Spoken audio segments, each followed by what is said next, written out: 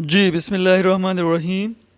Dear bee keepers, students and researchers, मैं हूं doctor Mohammad Asif Aziz, assistant professor entomology, PI billion tree honey pilot phase, incharge bee research unit, additional director Pak Korea capacity building centre, Pir Mehar Ali Shah arid agriculture university Rawalpindi. आज का जो हमारा lecture है वो sac brood virus के बारे में है। तो आइए पता करते हैं कि सैक ब्रूड वायरस की क्या अलामात हैं और उसके क्या ट्रीटमेंट है। ये बीमारी एक वायरस जिसका नाम मोरेटर एटेटलस है उसकी वजह से फैलती है और अब तो ये पूरी दुनिया में फैल चुकी है। सबसे पहले 1913 में ये अमेरिका में शनाख्त की गई। इस बीमारी की वजह से लार्वे और बालिग मक्खियाँ दोनों मुतासर होती हैं, लेकिन ज़्यादा आसानी से इसे उन लार्वों में देखा जा सकता है जिनकी उम्र 2 दिन हो या उससे ज़्यादा हो। नर्स बीज जब बीमारी से मुतासरा लार्वों को निकाल के बाहर फेंकती हैं तो इस दौरान वो भी मुतासर हो जाती हैं और इसके बाद ये जो वायरस है ये ख़ुराक में भी चला जाता है। इवन के मक्खियों की जो ग्लैंड्स हैं जिससे रॉयल जेली बनती है, जिनको हाइपोफेरेंजियल ग्लैंड्स होती हैं, वहाँ तक भी पहुँच जाता है। ये वायरस पूरी कॉलोनी में फैल जाता है और फॉरेजर्स के अंदर भी इन्फेक्शन हो जाती है इस वायरस की और इसके नतीजे में फॉरेजर मक्खियाँ जो पोलन लेके आती हैं, पोलन लोड्स, उसमें भी ये वायरस शामिल हो जाता है।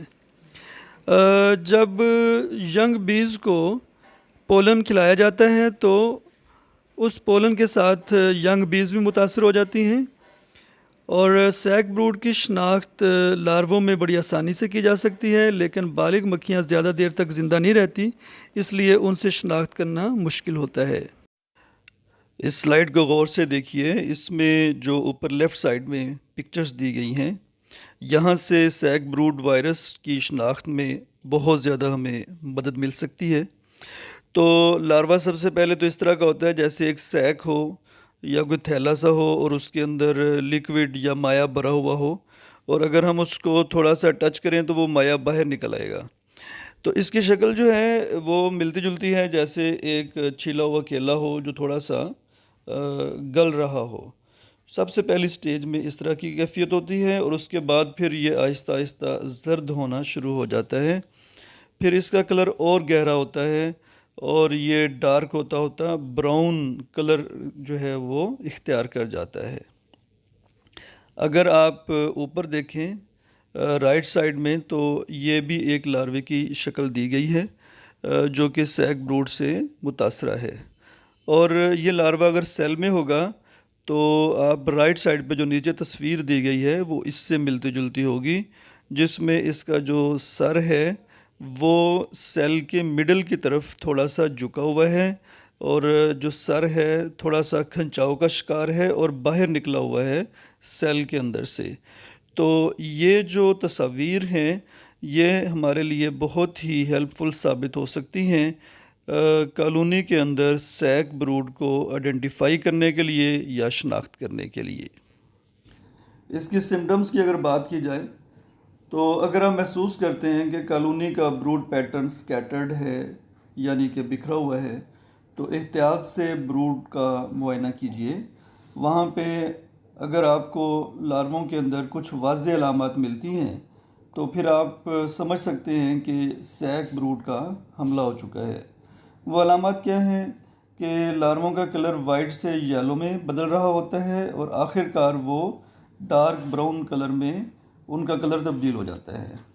जो पुराने लार्वे हैं उनकी जिल्द का कलर लेदरी हो जाता है और जो सर का हिस्सा है वो डार्क कलर का हो जाता है। तो ऐसे लार्वे जिनका सर ब्लैक कलर में तकरीबन बदल चुका होता है, इनके सर सेल की सेंटर की तरफ झुके हुए आपको नज़र आ जाएंगे। इस बीमारी से मुतासरा लार्वे प्यूपे में नहीं बदल सकते बल्कि वो मर जाते हैं और उनके सर बाहर की तरफ निकले हुए होते हैं। बीमार लार्वों को इजीली सेल से निकाला जा सकता है और उनके सैक्स बने होते हैं जिनके अंदर लिक्विड नज़र आता है। इनके स्केल्स जब ड्राई होते हैं तो ब्रिटल शक्ल इख्तियार कर जाते हैं और इनको आसानी से रिमूव किया जा सकता है। ये बीमारी आम तौर पर स्प्रिंग में या अर्ली समर में कॉलोनियों के ऊपर हमला करती है। बाज़ औक़ात शहद की मक्खियाँ ख़ुद भी बीमार लार्वों को कॉलोनियों से बाहर निकाल रही होती हैं और बाज़ औक़ात ऐसा होता है कि स्प्रिंग सीज़न में पेस्टिसाइड की वजह से फॉरेजर्स मर जाते हैं। इस कैफियत में भी बीमारी का कॉलोनी के ऊपर अच्छा खासा हमला हो जाता है। इस बीमारी की एक और स्ट्रेन इंडिया से दरियाफ्त की गई है Asian honey bee Apis cerana से, जिसका नाम थाई सैक ब्रूड वायरस रखा गया है। इस बीमारी के इलाज के सिलसिले में सबसे पहला ऑप्शन तो ये है कि कॉलोनी में खुराक को बढ़ा दिया जाए और साफ़ सुथरी खुराक कॉलोनी को दी जाए, और दूसरा ऑप्शन ये है कि इसमें सेहतमंद मक्खियों की तादाद को बढ़ा दिया जाए।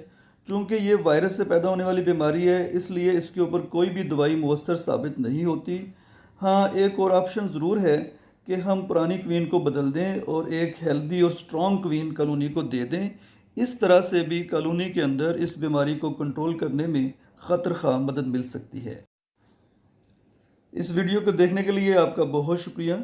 इस तरह की और भी मालूमाती वीडियोज़ को हासिल करने के लिए डॉक्टर मोहम्मद आसिफ अज़ीज़ ऑफिशियल को सब्सक्राइब कीजिए और बेल आइकन को प्रेस करना ना भूलिए।